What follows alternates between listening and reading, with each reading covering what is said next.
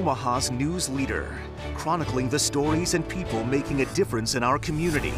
This is KETV Newswatch 7's Chronicle. Well, scroll through our mobile app or KETV.com, and it doesn't take long to spot the Stitch videos. Interesting, visual, human interest stories that make you click and watch. And they cover everything from gender equality and refugees, medical breakthroughs, guardian angels, so much more. Good morning, everyone. I'm Rob McCartney. You know, every once in a while, we like to pull back the curtain here at KETV, take you behind the scenes, showing you a part of the industry you might not know about. And this morning, we're showcasing a division of the Hearst Corporation, housed on the 3rd floor here in 7 Burlington Station, called the HTV Digital Studio. Well, just so you know, KETV is also owned by Hearst.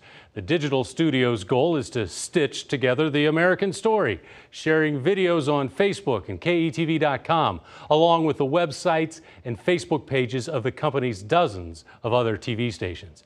You know, a lot of those stories come from right here in Nebraska. For example, one of the videos they shared of last summer's eclipse. Take a look. It's an experience that's like no other you're going to have.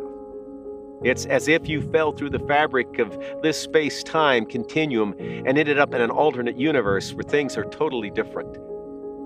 My name is Darrell Barr, and I have chased eclipses for about 30 years, and I like to think of myself at least as an eclipse adventurer.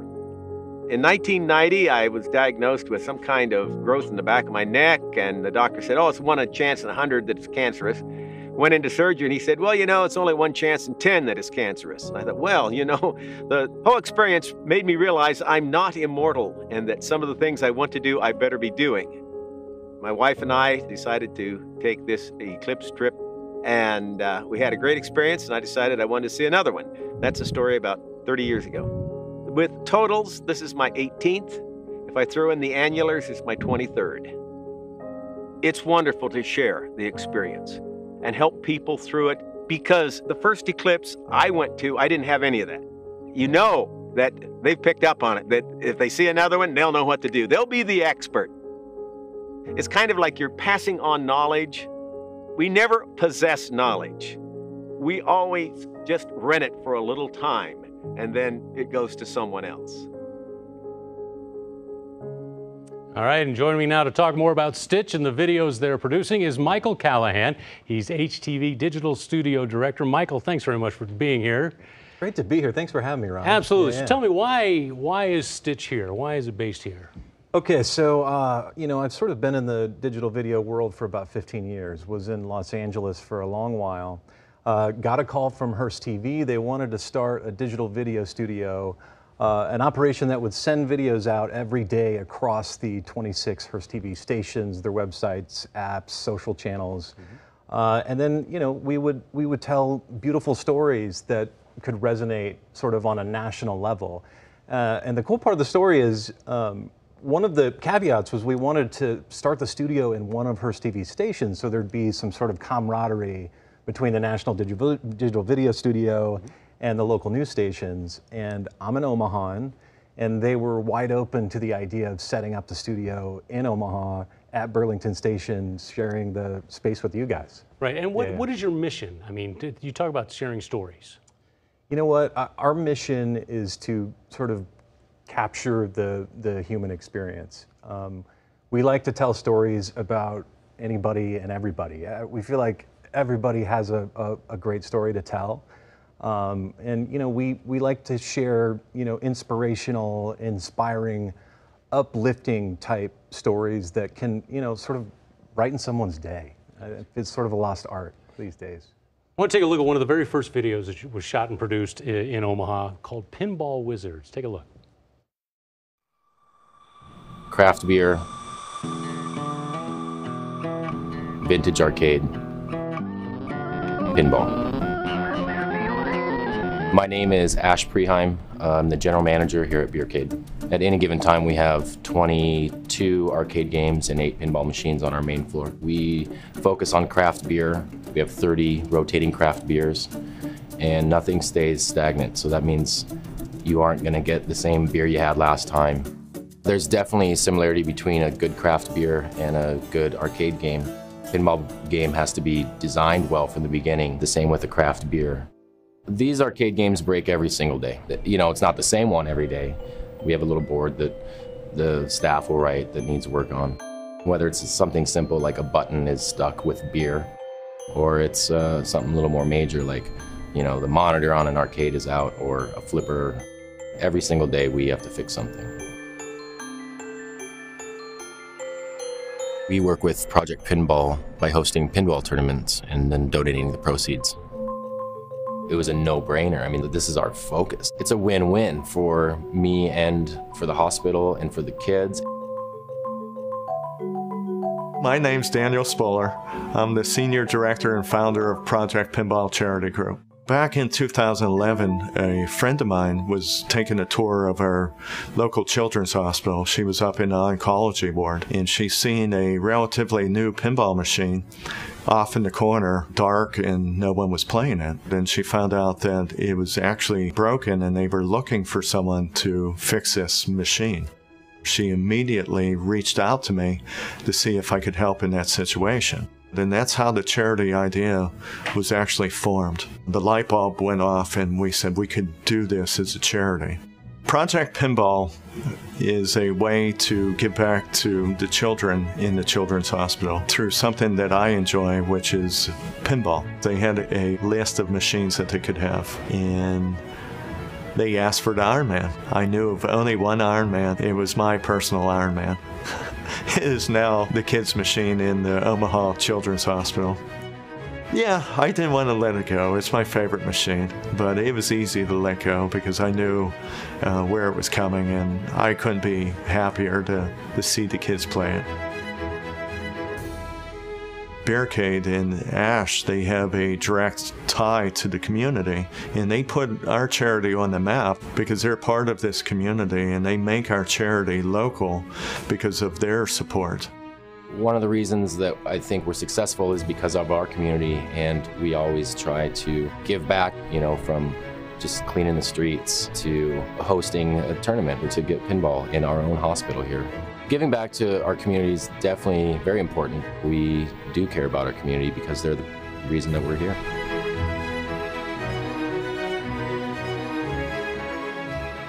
All right, so we got pinball, you've got the Eclipse so far we've seen. What other kind of cool stories do you have? I tell you what, we're open to all kinds of story ideas. I think one of the cool things is like, we were able to put together like the Omaha All-Star team of filmmakers. And it's, you know, after years in Los Angeles, this might be the most talented team I've ever had. And everybody is part of the development process. We sort of crowdsource it. We keep our eyes and ears open for story ideas. And we've been able to tell some really fun ones. You know, we have one where there's a local guy that was a motorcycle gangster in his youth, and he sort of turned his life around, and now he's, you know, giving food to the poor every day. We did a documentary about him here in Omaha. Right. And speaking of some of the work, a really cool one I saw a while ago is the Daner Boot Company. I know we have that video. Let's take a look at that. Our boots are not throwaway products. I mean, you don't have them for 6 months and toss them and get a new pair. Daner boots are custom-made quality. We did the first 3 manned spaceflight boots. We did all the boots for the space shuttle up until Challenger. We still make all the boots for the astronauts, just their everyday work boots. Reagan, we've always made his boots. Matter of fact, I think we've made more boots for him since he died than we did when he was alive, because they make these and they put them out in the museums. My name's Jeff Ketzler, and I'm the president and owner here at the Daner Company.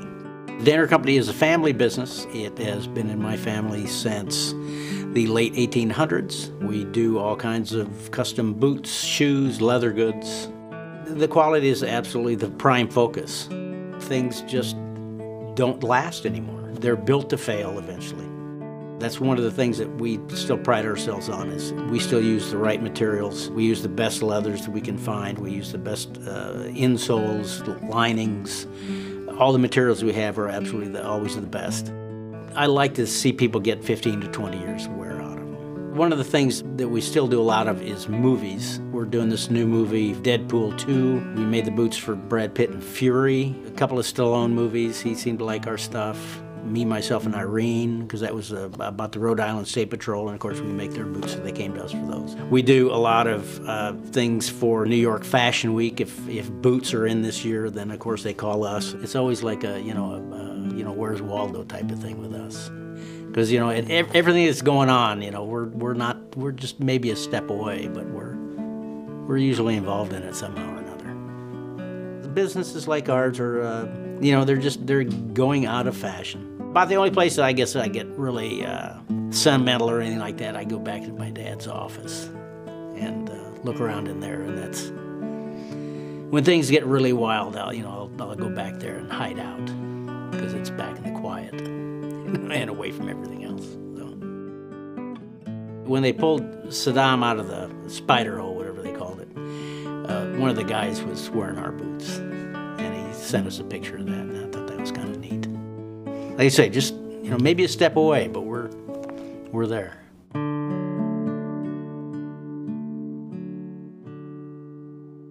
Yeah, I love that story. You never know who's right down the street. What is it about that video that's so cool for you?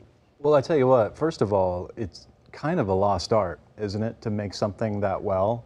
I mean, you know, you and I were talking before the show. I get a pair of boots now and they fall apart in like 3 months. You know what I mean? And this is a company that's still sort of doing it the right way. They've been around since the late 1800s, and they're right in our backyard. You know what I mean? And you heard the special stories about where they've come from and the kind of things they're doing. Is there anything cooler than being a part of Deadpool 2 right now? I don't know. Catching Saddam Hussein was pretty cool. Yeah, exactly. No doubt, no doubt. No, but I think that, like, again, we sort of got to the truth about him and his passion and why it means so much to him. And being in his dad's office, I feel like it's something we can all sort of relate to. A little slice there. All right. Yeah. Well, Michael, we're going to take a short break. You're going to be with us a little bit later on in the show. When we come back, you're going to meet two of the guys who make those videos possible. You're watching KETV News Watch 7's Chronicle.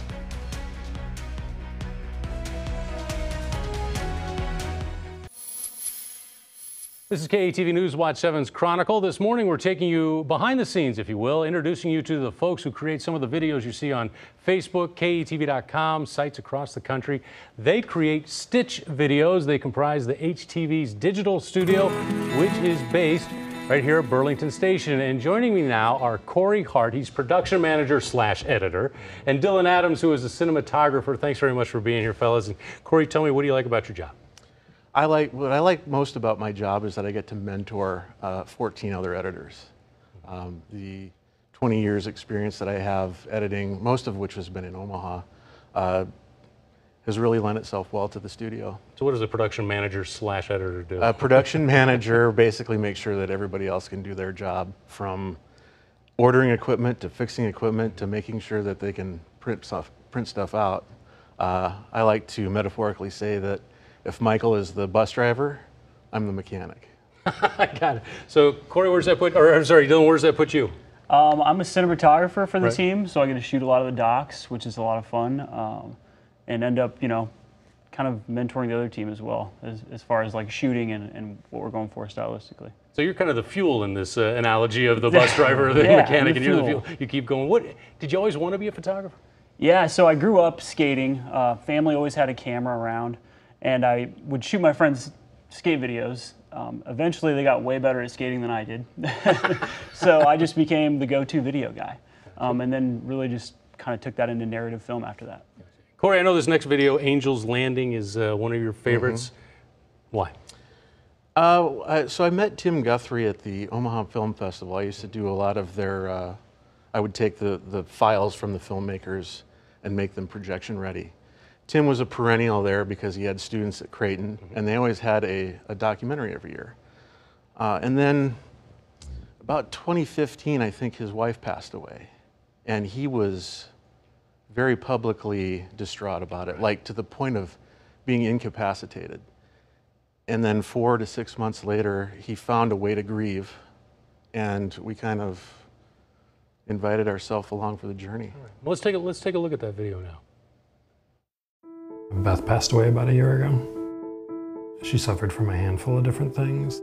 She didn't like talking about it, so I don't know if she'd want me talking about it. This whole thing started with a desire to transport some of Beth's ashes to different parts of the globe, different areas. We'd either travel together, went to on her honeymoon, or places that I thought she might enjoy. It's just this process I'm going through. I started taking photos when I was going to some of these locations, taking photos of photos from when we were there. To me, it's actually being in the place, returning to some of those places, reconnecting with those memories. That's what's important to me, not the image itself.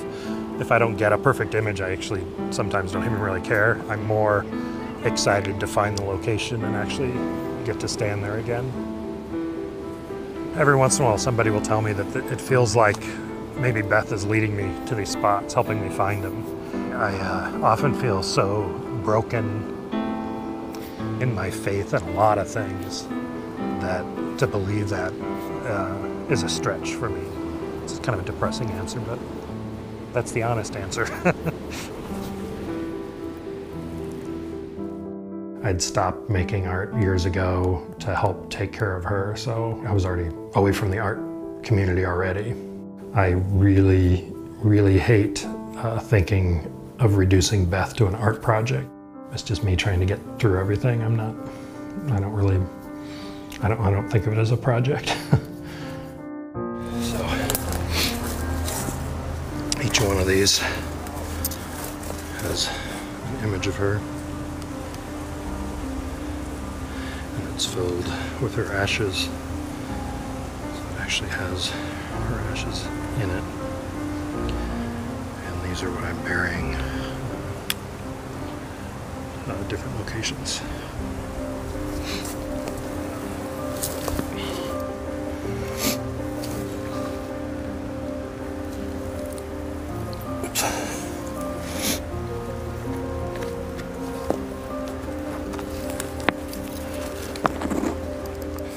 When I got there and lined it up, it was so easy to line up perfectly that you take the photograph down and you want to see her actually standing there. Corey, that's kind of cathartic, isn't it? Yeah. It is. Yeah. And so, Dylan, you actually went to the Iowa State Fair too. Not quite as intense. Tell me about that. A little less intense. Yeah. No, it was great. We filmed a chainsaw artist there, which I'd never seen up close and personal, which is like one of the coolest parts of this job is just getting to dig into, what is this person doing and who are they. So we filmed the chainsaw artist, and he was a super cool guy. Did you just see him doing it, or did you go there knowing you were looking for the chainsaw guy? A fellow on our team, Chris Dinan, produced about 3 stories, and that was one of them. He thought, oh, this could be a cool angle. So we showed up and never met the guy, and we just hit it off. And what he was doing, a lot of people were really into it, so it was cool to see. All right, let's take a look at it. For sure. Chainsaw carving is my full-time occupation. It's fast, it moves quickly, and that's one of the reasons it's a good performance art. You have to be paying attention, your mind has to be going the whole time. You have to focus on what you're doing and tune out any distractions. It is almost like a meditation. My name's Gary Keenan. I'll be the main carver for the 2017 Iowa State Fair. I'd always had an appreciation for sculpture. Throughout my life, I'd look at sculpture and I'd say to myself, I know I could do that. That wouldn't be hard to do. And then a friend told me about the chainsaw carving right here at the Iowa State Fair 17 years ago. And I hadn't seen it, but I'd heard about it and I wanted to try it, thinking that I could do it. And so I started playing around with it and it just took off. I do love the outdoors, but it was more from the perspective I grew up on a dairy farm. We had all kinds of animals and we worked outside all the time. And so that was my appreciation for working with my hands and working with tools. I think there is a relationship between wood and the rustic subjects, that there's that connection of nature, that wood is an organic material with its own beauty, with its own colors for each species of tree. So I think that's what helps animals be so popular with chainsaw carving. The fair pays us a flat daily rate to carve. They own the carvings and they get auctioned off the last day of the fair. It goes into the Blue Ribbon Foundation, which helps rebuild and repair the fairgrounds. I had never dreamed that I'd be here. Life is too short. I just feel very lucky to have a career that I enjoy. I think that's too rare in today's world. That's nice. So finally, guys, what's the best part of your job? What do you like most about it? I would say I would have to echo that statement and say that I just have a career that I enjoy. Nice. How about you, Dylan? The people, everybody's got a different story. It's so true. It sounds cliche, but getting to dig into what drives people, like what are you passionate about? it's really special. And you guys are doing great work. I mean, the quality is unmatched. It's as equal anywhere. So keep up the great work. Appreciate Thank it. you very much. Thank you. You bet. Well, and when we come back, we're going to tell you where you can find Stitch videos on our website and how you can submit ideas. First, a reminder, your comments are an important part of the show. You know, we got several emails after the Scott Frost Chronicle aired. S. Blanket said, "I can't remember being more excited for a season to start." Bill Code messaged us about the tunnel walk music, saying, "My first thought was no way to getting rid of the tunnel walk music. However, after listening to Coach Frost's interview on the Chronicle, I heard Cornhusker confidence is needed. I agree that black shirts must be earned, so maybe the tunnel walk song should also be earned." If you want to be heard, email those comments to news@ketv.com. I think people mostly know Laura Ingalls Wilder because of the TV show, Little House on the Prairie. And in De Smet here, we're known as the little town on the prairie. My name's Ann Lesh. I'm with the Ingalls Homestead, and we're just southeast of De Smet, South Dakota on the Ingalls Homestead. The Ingalls Homestead is the land that her father homesteaded and received through the Homestead Act. He filed on it in the spring of 1880, and he proved up on it in 1886. I think that when people visit De Smet and they get to experience the way it feels to be out here, to do the covered wagon ride and feel the wind, to see how big and open the space is something that helps bring the books to life. Laura's books are very descriptive of the landscapes in which she lived. And so when you're out here on the Ingalls Homestead land, and when you're in the town of De Smet, you can recognize specific spots that she talked about, and you can visualize what it would have been like when she was here. Laura's 150 years old this year, but it really wasn't that long ago. Our lives have changed drastically since she was born, and even she recognized that. And so I think teaching kids about it helps us remember that we have a lot of conveniences, and so it can help us appreciate what we have more. Laura Ingalls Wilder once said, "Some old-fashioned things like fresh air and sunshine are hard to beat."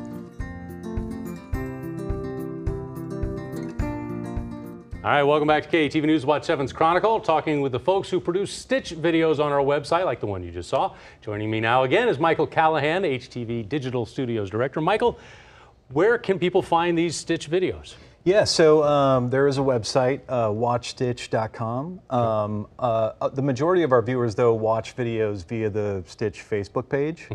And also, if you have liked any of Hearst TV stations, you're going to see Stitch videos in your news feed. And honestly, that's one of the coolest things about this for my team is these videos kind of go out nationally, and it's pretty cool to see the look on their faces when 500,000 people watch a video. Right. And so can people submit ideas to you?